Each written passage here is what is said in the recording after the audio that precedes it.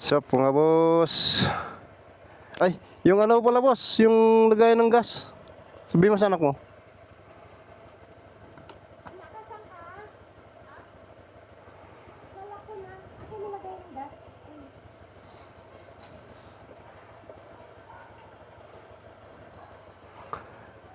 For today's video mga boss, bibili tayo ng prutas. Magpakarga tayo ng gas dito sa galon. May galon kaming binili dito para sa gas namin kasi umpisa na naman sila ng gira-gira. Sigurado magmahal na naman. Ayan o. Dali mo lang han kasi dito nalalaglag yan. Kaya bibili ako ng reserba habang medyo mura-mura pa yung gas. Tapos bibili ng bigas. Yun lang yung video natin ngayon.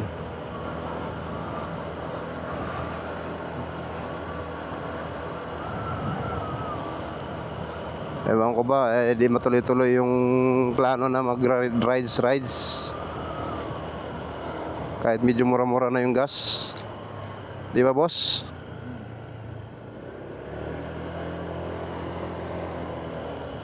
Di natutuloy yung ano, balak natin mag-rides boss.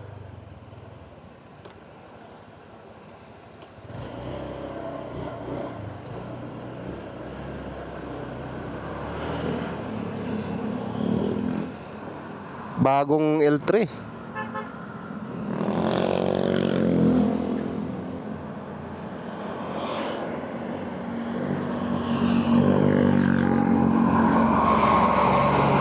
Bagong L3 mga boss. Manual.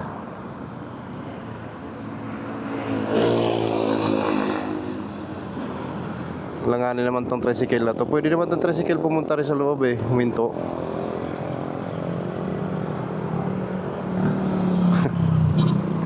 Pag tricycle talaga, wala kang maasahan dyan. Bira ng bira lang yan. Hanggang sa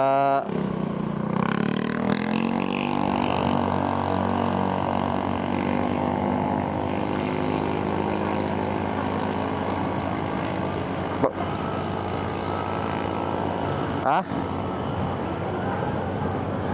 Bili ng ano? Bili ng gas? Pag-uwi na. Ano bang bilhin mo? Di ba bibili ka ng bigas? Alam nga naman dala mo yan sa pabili ng bigas.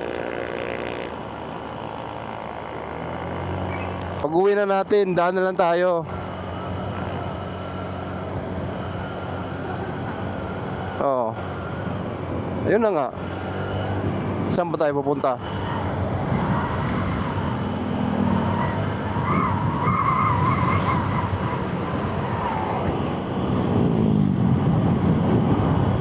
Hindi matuloy-tuloy yung plano mga boss sa rides. Kasi parang ano tinatamad rin naman ako. Malapit na rin kasi pasukan. Ano na naman yan, hatid sundo na naman. Hatid sundo, tapos siyempre hindi lang naman yung trabaho natin na hatid sundo. May mga task din tayong kailangan na umaasa sa atin.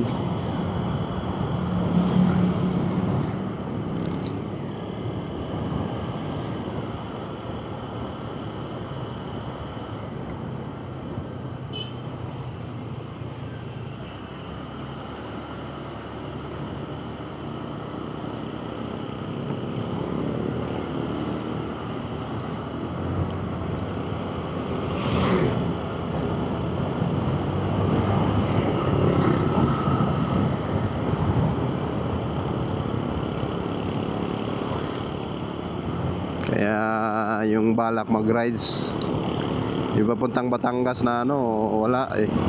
Drawing lang talaga. Gusto kong subukan yung sinasabi nilang Lobo Batangas, maganda raw ron eh. Tapos sabay ligo sa dagat. Wala, hindi ko magagawa-gawa. tagal ko ng plano yan eh. Kahit na ano yung nasa vlog ko na ano, yun yung binabanggit ko eh. Kasi maganda daw yung mga daan doon. Lalo na pag ano.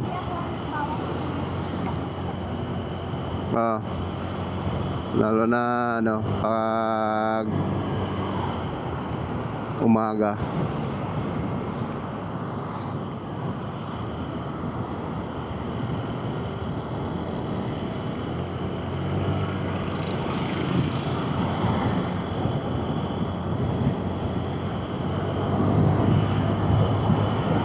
Umaga at saka hapon daw sabi.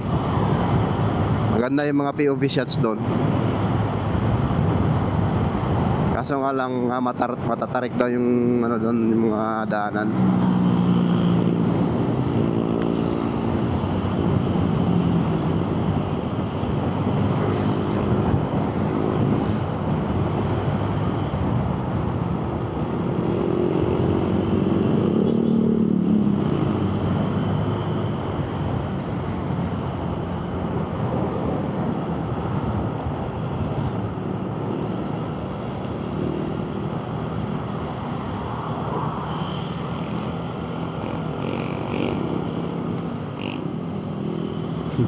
Aso biglang sumulpot.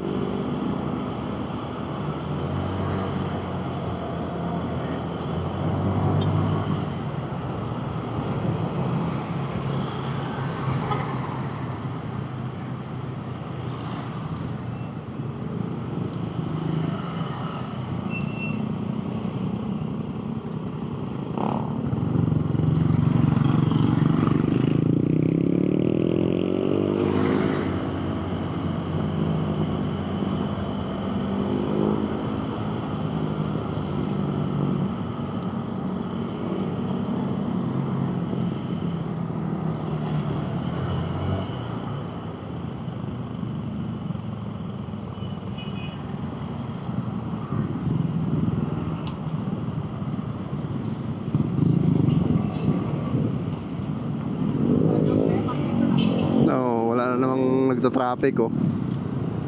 Yung mga nagta-traffic nandun sa loob lang, nakatingin kanya-kanya.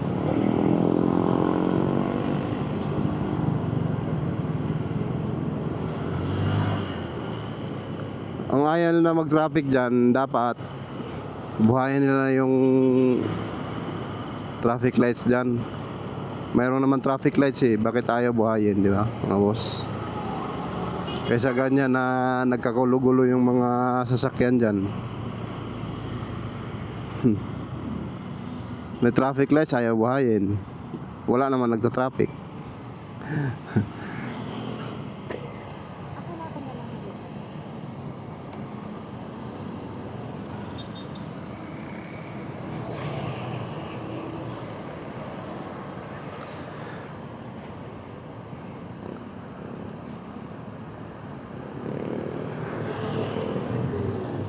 Ito, dugtong-dugtong na to, Bacoor, Dasma, Gintre. Silang di pa ganong progress na ano eh. Kasi galing ng Maynila oh, galing ng Maynila. Yung Pasay, malapit lang sa Bacoor, boundary lang yan.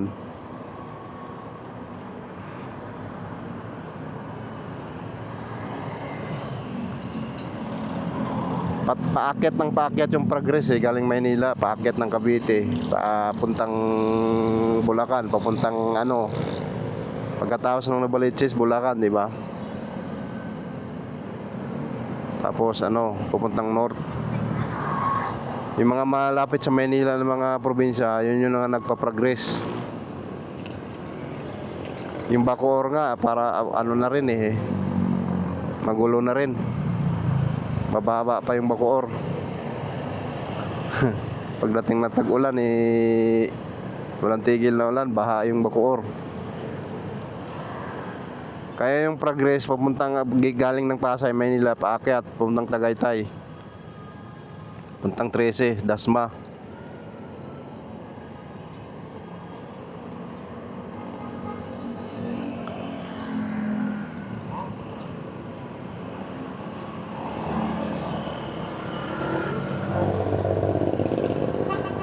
tayo mga boss.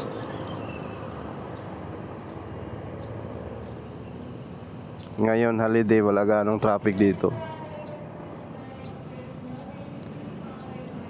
Pag may pasok, yun. Tayo mga boss, bibili tayo ng... Oh, may mangga boss oh. May mangga, saging. Tayo bili tayo ng ano mga boss, isang sakong bigas. Isang sako lang boss no? Isang sako lang.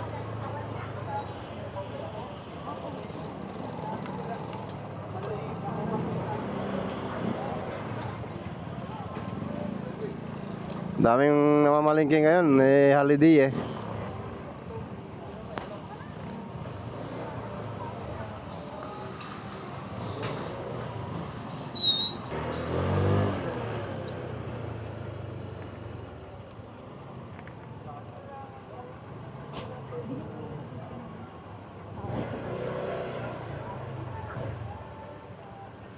Wala tayong parking boss.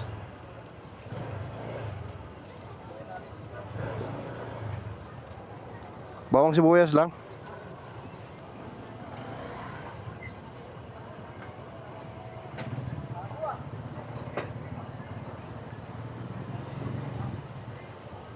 Ano ang advantage ng bumibili ka sa palengke at saka sa mall, supermarket, mall? Siyempre, pag advantage sa mall, malinis. Sigurado kang walang mga ipis na gumagapang sa mga paninda. Yun yung number 1 dyan. Walang langaw. Pero, ang disadvantage naman dyan, siyempre, may kamahalan, pricey. Pag bumili ka sa mall. Ang palengke ay para pang masa lang yan. Middle class, pang masa, hindi pwede pang yung mga pang mayayaman, iyayamanin.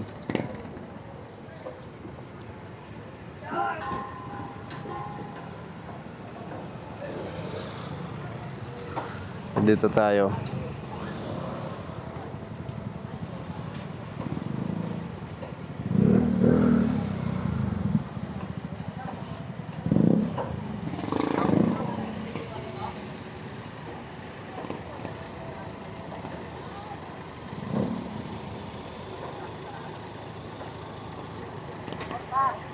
Ang palengke naman, apat na medium.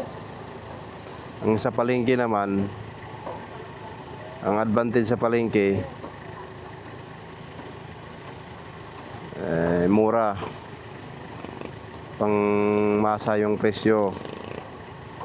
Ganun yung advantage sa palengke, makakapamili ka ng fresh. Di ko naman sinasabi walang fresh sa sa mall. Lahat naman sa mall fresh, pero sa palengke makapamili ka, makatawad ka.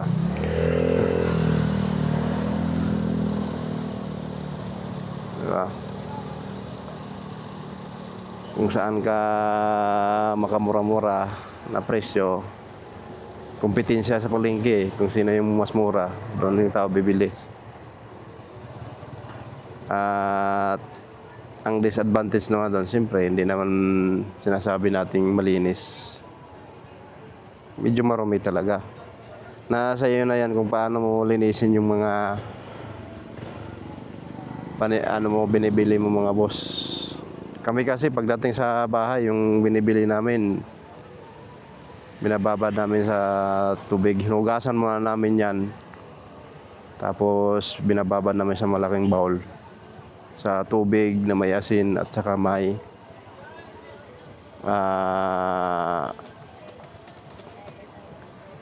yung isa pang baking soda, yon.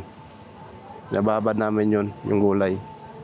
Tapos mga siguro 1 oras, o diba, 1.5 oras namin binababad yan. Tapos pag mababad na namin,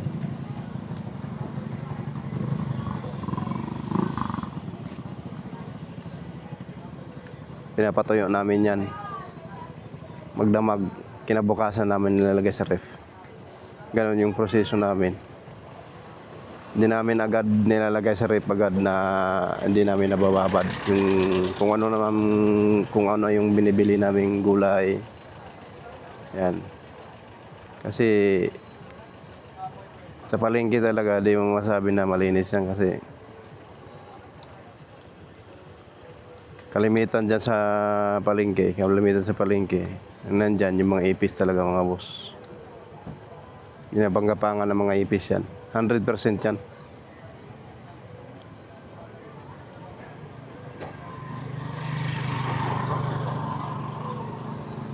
So, ang ginagawa namin, sinusok namin sa tubig na may asin at saka ano,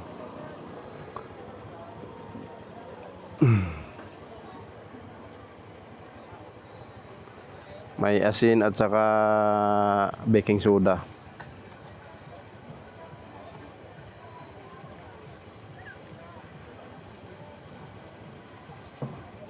Dapat nga sa pasambol mga boss, nagluluto din sila ng ano eh. Yung may lutuan din sila mismo ng ano, ng lumpia wrapper. Kasi nakikita natin sa mall, yung mga lumpia wrapper nila, gawa na eh, naka-plastic na eh, naka-sealed. Mas maganda kasi yung fresh ba, bagong luto na ano, nakikita ng tao na niluluto mo.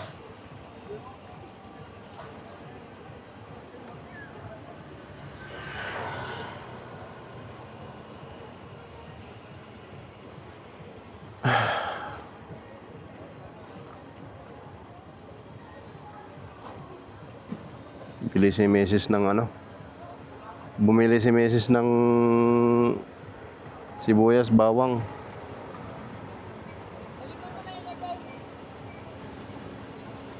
Kasi wala nang sibuyas, bawang sa bahay.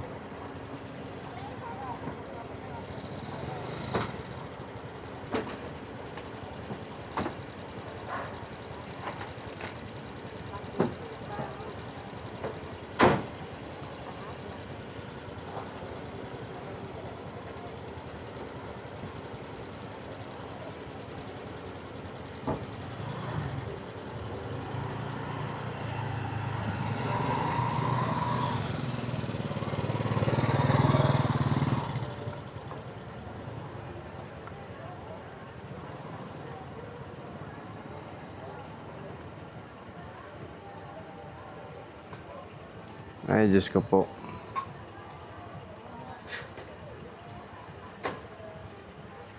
Hirap ng buhay natin mga boss.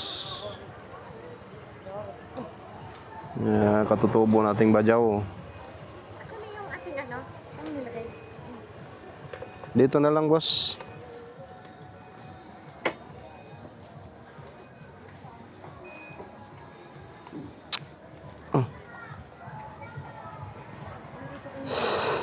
Excuse. Saan ba ilagay mo pa rin? Boss, nakabili tayo ng bigas. Ayun, no?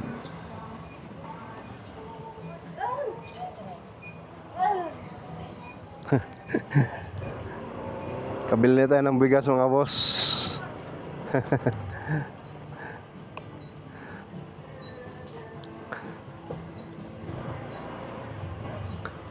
Isang sako lang naman.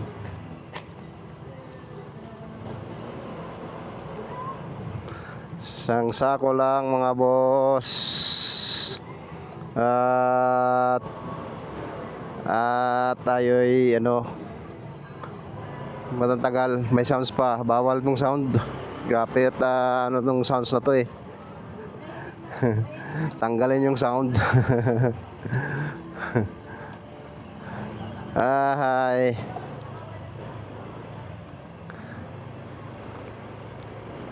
Enjoy lang ang buhay. Pag Pilipino ka, hindi uso yung ano, malungkot na buhay. Kahit gaano kahirap mga boss, enjoy lang.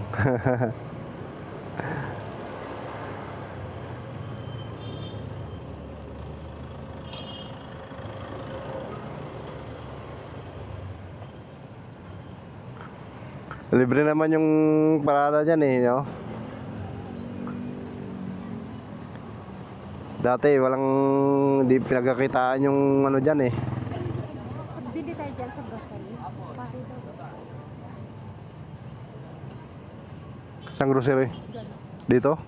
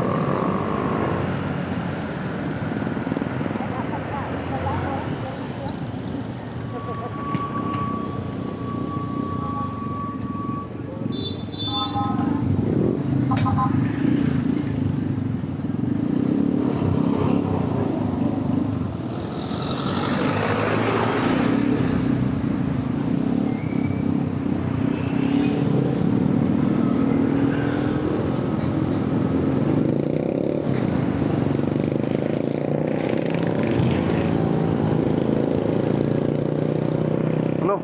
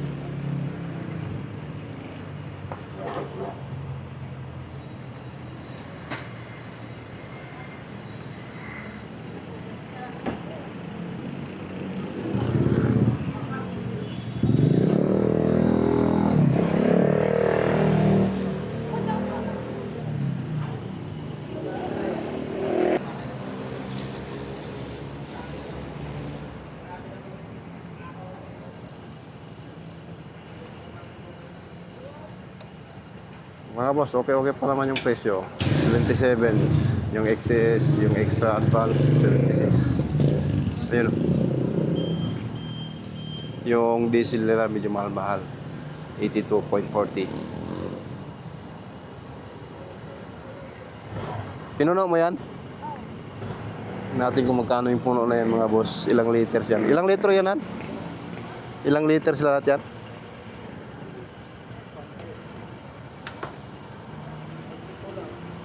Ah, 1,000 mga boss.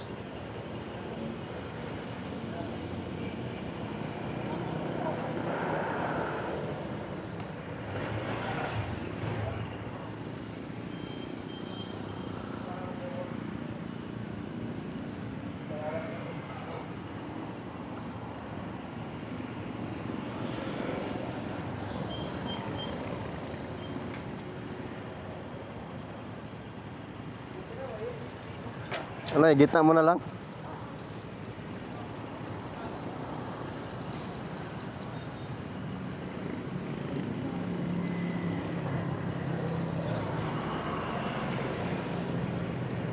$997 puno yan. Kung ako lang kasi mag-isa mga boss, di pwede ano kasi nalalaglag dito yung sa harap eh. Nag-i-slide yung plastic.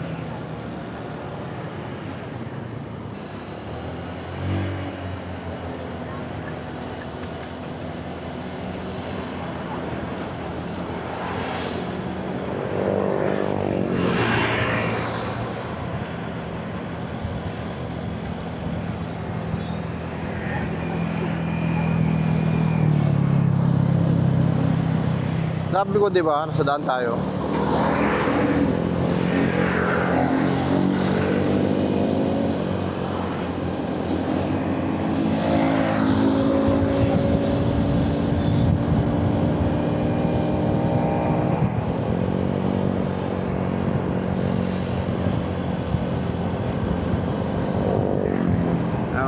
ayaw ko nang nagmamaneho ako na kung ano, saka tayo nasa daanan.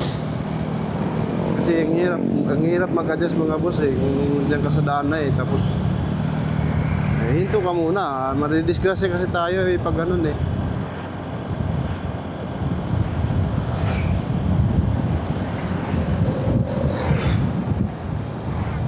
Imbis na nakapokus ka sa daan, maneho ka, meron ka ibang gagawin eh, dapat hinto ka muna.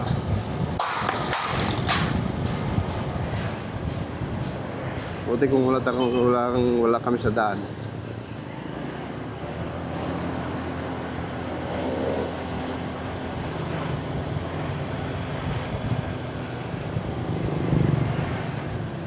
Kaya yan, bigla na lang ano.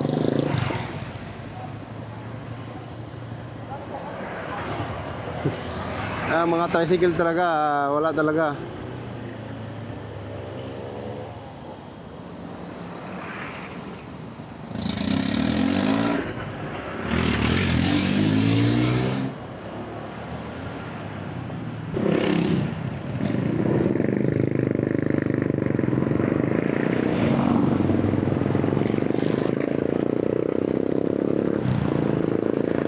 Mga single na motor mga boss, no? Mapapansin nyo pa, the more na mabigat yung karga mo,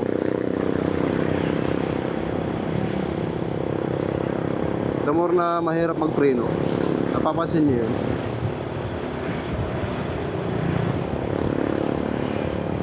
Kaya may capacity lang talaga yung ano, yung mga sasakyan eh, kasi mahirap magpreno yung ano, sasakyan pag medyo mabigat na talaga. Gaya nito, ilan yung karga ko. Ang sako, may mga gulay. May pinag-grocery si Mrs. na ano. Mga pare na yan.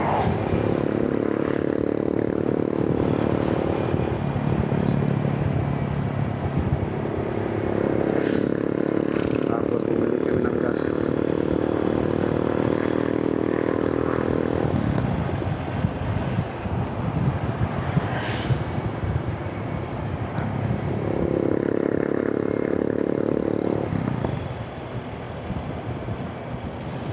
Pag mabigat na talaga mga boss, parang hindi kaya ng preno. Na ano, nahihirapan yung preno.